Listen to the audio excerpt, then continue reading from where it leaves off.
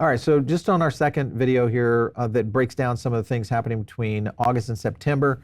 The previous video, the first video of this, was mostly focused on gaming and Web3. So go back, check that one out if you found this one. It'll give you a full rundown of all the different projects that we're analyzing for August and September. The other thing that is happening that is very key, of course, is BreakPoint, which has usually been later in the year, but this is happening September 20th and 21st. So literally just around the corner. This will be, I think, one of the biggest times for Solana, and it could reveal some of the biggest things that we've been looking forward to, including mobile, things around FireDancer, all that good stuff. The other thing that is happening, though, of course, is Jump Crypto. The CFTC is probing Jump in reference to their activities, and of course, we all know they've been starting to exit. But remember, these guys are also the genesis behind FireDancer. But could this be a scenario where they're maybe going to announce FireDancer and maybe a handoff over at BreakPoint? We'll see. One of the things this just shows Jump right here, second Solana validator, continuing as pretty much one of the cornerstones of the technology behind FireDancer. One thing to note right here on their X account is that if you look at their activity, July 10th was their most recent post. And this is, 3 weeks later. So not a lot of activity. I just wonder if there's going to be an announcement. Hopefully that's positive. This could go two ways. Maybe they're exiting, or they're going to actually make an announcement and they're just busy at work. I don't know, but this is one I'm watching very closely. And of course, I think BreakPoint will be the place to do it. Other things that we talked about was Jupiter Exchange. Jupe supply reduction proposal passes. This was a big deal. Hopefully you guys voted on this. I'm assuming you did. Remember, a lot of rewards within Jupe.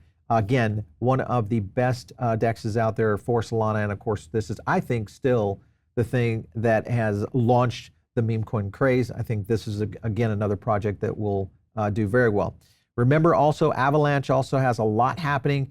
Remember that the key here thing that Avalanche has been doing is this whole rebrand. Remember, it was subnets, now it is L1s. These are all L1s now. So this is a big deal in the sense of where it may attract in more and more projects, more and more blockchains to ride within the Avalanche ecosystem. Dexalot is the other one to kind of keep an eye on just to see their volume continues to grow.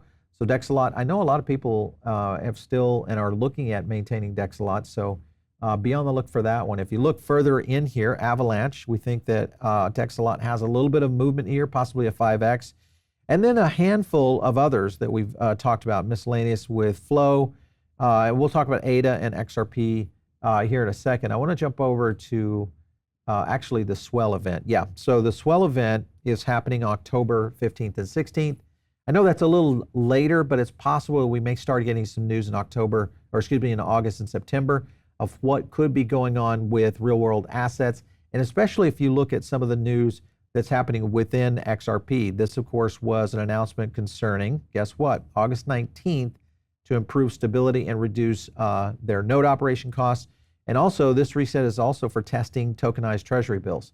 So Ripple investing another $10 million to support this initiative. Not a lot, but definitely a good start for what we could see around real world assets. So a lot of stuff happening over there. Don't forget that Propy is one that we've done we had the full Propy CEO. Go back, check her video out. She does a full rundown of what Propy is, but basically this is real estate that is tied into real world assets and tokenized securities. So a great project to keep an eye on. If you look at market cap and where it is right now in the all time, this of course has slid down. Have we hit the bottom here of Propy, and are we in maybe a position to where we could start to see a little bit of activity in this area? And don't forget that there's a couple of things going on here. This was the roadmap. A couple of items within it was right here, the RWA era through a partnership with a REIT. So this was kind of the last phase that they were looking into Q4.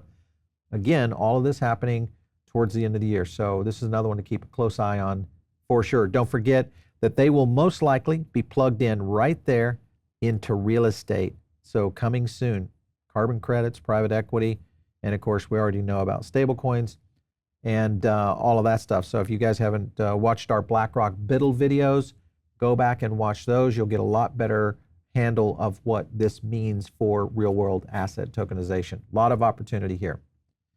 moving on to this, and of course this was, and if everybody remembers, I mean, this is the meme coin craze that we're seeing. This was one that of course dumped, but that was Martin Shkreli, so let's just call it what it is. So to kind of confirm this, this is the PolitiFi category within CoinMarketCap. These are basically political meme coins. These will all go away toward the end of the, the cycle here, and obviously we'll have the the election in November. So could October be the time in which we see a lot of these things just die off? And where will that liquidity go? So that's the key to watch. Is there some opportunity here to where we could see this going into a variety of other meme tokens that could make their way back into Solana's ecosystem, the Avalanche ecosystem? That's an opportunity, I think, that starts to reposition a lot of that liquidity. So be on the lookout for those. Of course, this is just an example of what's happening on the Solana saga. Man, that's so crazy. A $500 phone now, even with the market down, it's 3x of that. And when the market was up, it was like 5-6x of that. And of course, if you go over to the 2 loot for chapter 2, this is all of what's happening on chapter 2 right now.